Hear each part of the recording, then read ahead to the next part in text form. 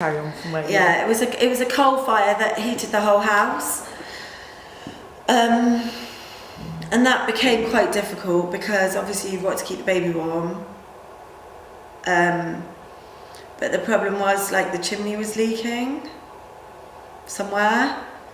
It wasn't the perfect flume, so I basically had to stay in my room, according to everybody. I mean, I didn't actually think that it was that smoky in the house, to be honest with you, but I can understand it's a newborn baby's lungs.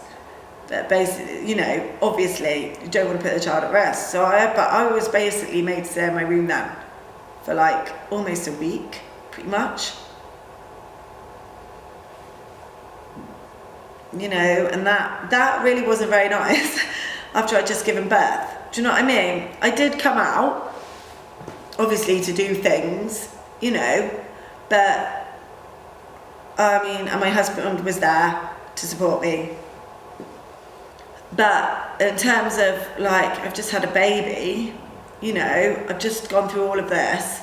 To be honest with you, one of the first things you want to do is sort of get out, you know, because you spent 9 months, it's over, you know, even if you're just walking around the village, I don't know, there was a tremendous sense of, like, oppression for some reason.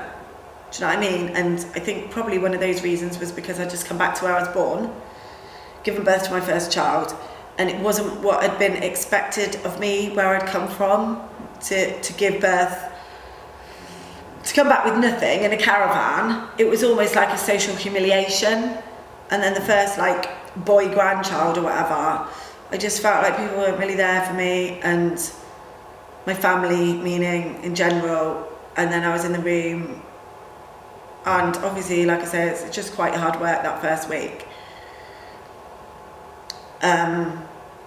Yeah, so that was a bit, it was, again, like, you know, just giving birth, and then you feel, but it's like that when you give birth anyway. I mean, you feel, like, elated, but at the same time, it's not like, they call it baby blues and stuff, but I don't really think it's to do with your hormones changing. But for me, like, yeah, there's reasons as well when you've just given birth, you know, because women get a lot of jip for their hormones, actually. You know, people blame hormones for all sorts of things. And you try and say this or try and say that, and they say it's your hormones, you know, deal with it, sort of thing. So, but from my point of view, I really did feel that I could have got out more, basically, on that first week.